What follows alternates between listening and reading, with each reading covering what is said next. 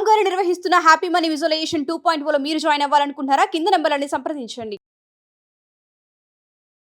నమస్కారం ప్రియా చౌదరి గారు. నమస్తే. కొన్ని అంటే కొంతమంది తీసుకుందాము, అన్ని రకాలుగా కాదు, కానీ కొన్ని ఫ్యామిలీస్ చూస్తాము, కొంతమంది పర్సన్స్ చూస్తే ఇంట్లో మన కోసం చాకరీ చేసేటువంటి వాళ్ళకి మాత్రం పైసా పెట్టడానికి ఇష్టపడరు. కానీ అది వైఫ్ అండ్ హస్బెండ్ కావచ్చు, మదర్స్ కావచ్చు, ఫాదర్స్, పేరెంట్స్ ఎలా ఉన్నా సరే ఒకే ఒక్క పర్సన్ ఉంటాడప్పా. అడిగే క్వశ్చన్కి ఒకే ఒక్క పర్సన్ ఉంటాడు. డైరెక్ట్గా అడుగు. ధైర్యం ఉంటే డైరెక్ట్గా అడుగు. వయ్యాలొద్దు, ఎందుకంటే నువ్వు ఎట్లా అడిగినా నేను డైరెక్ట్ సమాధానం క్వశ్చన్ కూడా డైరెక్ట్గా. ఓకే, అదే తీసుకుందాం. భార్యని కొంతమంది బయట వాళ్ళు ఏది అడిగినా కూడా ఎన్ని లక్షలు పెట్టినా కొనిచ్చేస్తారు. కానీ తీరా ఇక్కడికి వచ్చిన తర్వాత ఏంటంటే ఏ చీర కొనాలనో ఇంకోటి కొనాలనో ఆపేస్తూ ఉంటారు. అంటే హోల్డ్ చేస్తూ ఆపుకుంటూ వస్తూ ఉంటారు. వీళ్ళు సంవత్సరానికో అమావాస్య కొనుక్కో ఒకసారి అడుగుతూ ఉంటారు. మేబీ వాళ్ళ మీద ఏ సైకాలజీ పనిచేస్తుందో తెలియదు, కానీ బట్ వీళ్ళకి కొనివ్వడానికి మాత్రం కొంతమంది భర్తలకి అసలు మనసు రాదు. ఎలా అండి? అంటే దీన్ని ఏ విధంగా తీసుకోవాలి మనం? ఈ ప్రశ్నకి సమాధానం నేను గత 18 ఏళ్ళ నుంచి ఎదుగుతున్నా. మా ఇంట్లో నుంచి వస్తుందేమో, నువ్వు నన్ను అడిగి. సరే, నా అనాలిసిస్, నా ఇది నేను చెప్తాను. మీ మరదలింటో ఫంక్షన్ జరిగింది, లేదా మా ఆయన మరదలింటో ఫంక్షన్ జరిగింది. అక్కడ ఏం జరుగుతుంది? ఆ ఫంక్షన్ అనగానే వీళ్ళకి ఒక విజన్ వచ్చేస్తుంది అనమాట. మనం వెళ్ళాలా, ఇమేజ్, కార్లో నుంచి దిగాల, దిగిన తర్వాత ఇలా ఒక వాల్యుబుల్ అందరూ చూసేటట్టు, ఎందుకంటే అక్కడ అందరూ ఉంటారు కాబట్టి అందరూ చూసేటట్టు ఒక వాల్యుబుల్ గిఫ్ట్ ఇవ్వాలి. అప్పుడు అబ్బా బావగారు అని చెప్పేసి ఒక సింహాసనం వేస్తారు. అంటే స్పెషల్ కుర్చీ తుడిచి కూర్చోబెడతారు. దాంట్లో కూర్చోవాలా. ప్రతి ఒక్కళ్ళు ఆ గిఫ్ట్ గురించి మాట్లాడుకుంటారు. మాట్లాడుకున్న తర్వాత మన పరపతి అనేది ఎటు పెరుగుతుంది? అటు పెరుగుతుంది, అక్కడ పెరుగుతుంది. అక్కడ ఏమవుతుంది? జనాలు భజన కొట్టడానికి ఈ షోలు బాగా అలవాటు పడినాయి. ఈ బుర్ర బాగా ఎదుటి వాళ్ళ నుంచి ఏ విధమైనటువంటి మెప్పులు పొందాలి, మెచ్చుకోలుతనాలు పెట్టాలి అనేటటువంటి కొన్ని దిక్కుమాలిన కోరికలు భలే ఉంటాయిలే భర్త అనే పదార్థానికి. అర్థమైందా? ఉంటుంది. మీరు అన్నట్టు ఏంటంటే భార్యకి ఎందుకు కొనివ్వడండి? భార్యగా పొగుడుద్దా? పొగడదు, సచ్చినా పొగడదు. 50,000 పెట్టి నక్లెస్ కొనుక్కొస్తే 1,00,000కి తేవచ్చు కదా అని అంటది. 1,00,000 పెట్టి ఉంగరం తెచ్చాడు అని అంటే 2.5 లక్షలు పక్కన ఆవిడ చేయించుకుందండి, అది ఇంకా బాగుంది అని అంటది. అట్లాగని చెప్పేసి భార్య మెచ్చుకోదా అనంటే భర్త మోరపూలు తీసుకొచ్చి ఇచ్చిన గుండెల్లో జీవితాంతం పెట్టుకునేది భార్య. అర్థమైందండి? బయటికి ఎందుకు మాట్లాడుతుంది? అది బాగుందంటే నా భర్తే కదా, నా భర్త సంపాదన మీద నాకు సర్వ హక్కులు ఉన్నాయి కదా. నేను ఈ సామ్రాజ్యానికి, నా భర్త పరిపాలించే ఈ కుటుంబ సామ్రాజ్యానికి నా భర్త మహారాజు అయితే నేను మహారాణిని. ఏం చెప్పారండి? అర్థమైందా? కాబట్టి నాకు ఈక్వల్ రైట్స్ ఉన్నాయి. అందుకని నువ్వు రూపాయి పెడితే 2 రూపాయలు అడుగుతుంది. ఎందుకనంటే షీ నోస్ దట్. నీకు లేకుండా పీడించే భార్యల గురించి, తెమ్మని భార్యల గురించి నేను మాట్లాడుతూ, నీ స్థాయి ఏంటో, నీ తాత ఏంటో, నీ యొక్క ఎలిజిబిలిటీ, తన ఎలిజిబిలిటీ ఏంటో తనకి బాగా తెలుసు. కాబట్టి నువ్వు 10,000 చీరకి ఇచ్చావు అని అంటే నేను 25,000 షాపింగ్ చేసుకొచ్చి మళ్ళీ 15,000 మైనస్ చూపిస్తా. కారణం ఏంటి? నా భర్త కట్టగలటండి, కట్టగలడు కాబట్టే నేను చేయగలుగుతాను. అంతేగాని ఆ 25,000 మా అప్ప అంటే షాపాడు అప్పిస్తాడా? ఖచ్చితంగా ఇవ్వడో.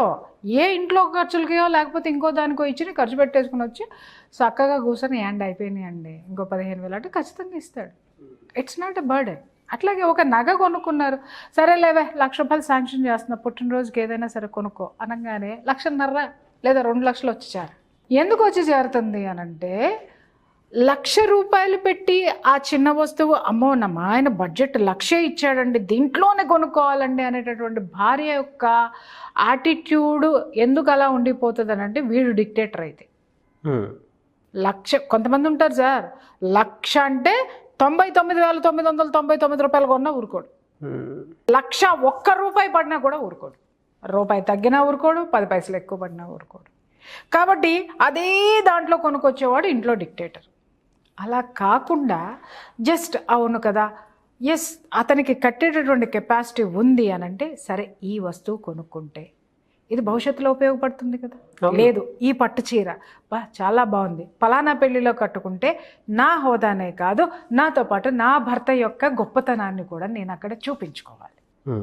అంతేగాని డబ్బులు తీసుకొని బ్యాంకుల్లో వేసుకుని మొగుడిని తన్ని బయటకు కొంటారు కదండి. అవునండి. భార్య ఎప్పుడు కూడా భర్త హోదాని 10 మందిలో ఎస్టాబ్లిష్ చేయడానికి ప్రయత్నిస్తుంది, భర్త తనకి తాను ఎస్టాబ్లిష్ చేసుకుంటానికి ట్రై చేస్తాడు. ఇది తేడా గమనించండి. భార్య ఒంటి మీద చీర కానీ, ఒంటి మీద నగలు కానీ, ఇంట్లో వస్తువులు కానీ అది భర్త హోదాని రిప్రజెంట్ చేస్తుంది. కానీ భర్త అనేవాడు ఏదైనా గిఫ్ట్ ఇచ్చాడంటే వాడు సమాజంలో మహారాజు అవుతాడు, చుట్టాల్లో గొప్పవాడు అవుతాడు, ఫ్రెండ్స్లోనేమో ఓ పెద్ద పుడింగ్ అవుతాడు. కానీ భార్యను ఎవడు మెచ్చుకోడు sir. That is the variation.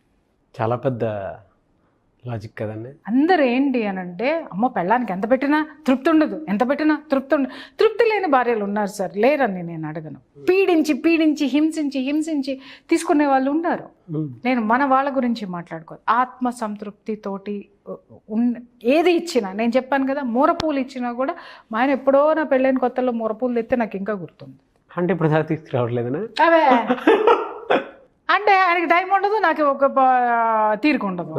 So అది జీవితమైనా బట్ ఒక మెమరీ అనేది అట్లా ఉంటుంది కదా, అర్థమైందా? అది ఏమవుతుంది అని అంటే అది గుండెల్లో ఉండిపోతుంది సార్. ఏ గిఫ్ట్ ఇచ్చినా గుండెల్లో ఉండిపోతుంది. ఇంకొక మాట నేను చెప్తాను, నా దగ్గరికి చాలామంది కౌన్సిలింగ్కి వస్తారు కదా, ఏమండి మా వారు చాలా మంచివారండి కానీ ఈ విషయంలో, మా వారు చాలా మంచివారండి కానీ ఈ విషయంలో. ఏ విషయాలు అవి? కానీ తాగుబోతు ఈ ఒక్క విషయంలోనేనండి, తాగొచ్చి కొడతాడండి, ఆ తాగుడు లేకపోతే మంచివాడండి. ఇదొక సెక్టరా? ఏమండి మా వారు చాలా మంచివారండి కానీ వాళ్ళ అమ్మ మాట, మా ఆడపడుచుల మాట బాగా వినేస్తారండి, పక్క వాళ్ళు ఏది చెప్పినా వినేస్తారండి, ఇది లేకపోతే మా ఆయన మంచివాడండి. అప్పుడు నేను అడుగుతా, అమ్మ ఏ మంచివాడు, ఏ స్థితిలో మంచివాడు అంటే వాళ్ళు చెప్పే వింటుంటే సార్ నిజంగా వాళ్ళని చూస్తుంటే ఎంత గొప్ప మహిళలు అనిపిస్తుందండి. ఆడది ఎంత గొప్పదో నాకు అక్కడ అర్థమవుతుంది. ఏముండదు సార్, చాలా చిన్న. మరండి మా అమ్మాయికి జ్వరం వస్తే 2 రోజులు హాస్పిటల్ తీసుకెళ్ళి బాగా చూసుకున్నాడండి. ఎప్పుడమ్మా? మా అమ్మాయికి 2 years అప్పుడండి. ఇప్పుడు మీ అమ్మాయికి ఎంత? 18 ఏళ్ళండి. చూడండి ఎంత అల్ప సంతోషి. చిన్న ప్రేమ ఇస్తే ఎన్ని సంవత్సరాలు, 15 ఏళ్ళు 16 ఏళ్ళు గడిచినా కూడా ఇంకా దాన్ని మంచితనం కింద, ఇంత పెద్ద మేజర్ పార్ట్ని ఆ ఒక్క చిన్న మంచితనం అనేటటువంటి ప్రోగ్రాంలో నా భర్తను పెట్టేద్దామని ట్రై చేసేస్తాను. ఇంకా వేరే వాళ్ళు ఉంటారు, ఏ మంచి ఏమండి బాగున్నప్పుడు అండి కిచెన్లోకి వచ్చి హెల్ప్ చేస్తాడండి. ఎప్పుడు హెల్ప్ చేస్తాడమ్మా అంటే ఎప్పుడన్నా ఒక 2 monthsకో 3 monthsకో ఒకసారి నాతోనే తిరుగుతాడండి. ఆ రోజు ఆడికి ఆకలేస్తుంది కాబట్టి తొందరగా వండి పెట్టాలి కాబట్టి ఆ రోజు ఆడి మూడు బాగుండి దూతాడు. అది ఒక్కటే గుర్తుంటుంది వారి. మెమరీస్ని పదిలంగా దాచుకునేటటువంటి అద్భుతమైనటువంటి ఏకైక ఆత్మ బంధువు ఒక మగాడి జీవితంలో ఎవరైనా ఉందంటే భార్యనయ్యా. అవును. కాబట్టి ఆ భార్య ఏదైనా అడిగితే ఇవ్వడానికి భారీగా నిట్టూర్పులు ఎందుకు ఇడుస్తారో నాకు అర్థం కాదు బా. అర్థమైందా? పక్కనాటి ఫంక్షన్ జరుగుతుంటే అప్పు 10 నిమిషాల్లో పుడుతుంది దాని దుంపదగా. అవునండి. భార్య పుట్టినరోజు జరిగితే ఏటీఎంలో ఉన్నా కూడా డబ్బులు ఇంటికి రావు, అదేందో అర్థం కాదు, జేబులోకి రావు, అదేందో అర్థం కాదు. కారణం ఏంటంటే నారో థింకింగ్. భార్య నాది అని ఫీల్ అవ్వడు, నీదైతే నీ సర్వస్వం ఇష్టం, నాది అని ఫీల్ అవ్వడు. బయట చూపించే పరపతి నాది, అవును, బయట వాళ్ళు ఇచ్చే పొగడ్తలు నావి, నేను అనే ఒక్క ఆ 2 అక్షరాల్లో ఇరుక్కుపోతాడు, ఆ చట్రంలో ఇరుక్కుపోయి భార్య నాది అనేటటువంటి దాన్ని తీసుకురాడు. ఈ ఒక్క వేరియేషనే ఇక్కడ నీకు డిఫరెన్సులు చూపించడానికి కారణం. కానీ ఎందుకంటే అసలు అంటే ఏదైనా కొనివ్వాలనుకున్నా కూడా ఇప్పుడు మీరు చెప్పారు కాబట్టి ఒక ఆలోచన వస్తుంది అనుకున్నాం, ఎందుకంటే ఒక అనాలిసిస్ వస్తుంది కాబట్టి. కొంతమంది దాన్ని యాక్సెప్ట్ కూడా చేయరు. నిజం. అహం. ఎందుకు కొనివ్వాలి? అహం నేను మగాడిని 10 సార్లు నన్ను అడుక్కో, 10 సార్లు నన్ను అడుక్కుంటే వీటిలో ఉన్న శాడిజం సర్ప్రెస్ అవుతూ ఉంటుంది అనమాట. కొనివ్వడం ఎందుకంటే నేను స్ట్రిక్ట్గా ఉండాలి, నా కిందే ఉండాలి, నేను పడేస్తే వాళ్ళు అడుక్కు తినేదా భార్య ఏమన్నా నువ్వు ముష్టేయడానికి?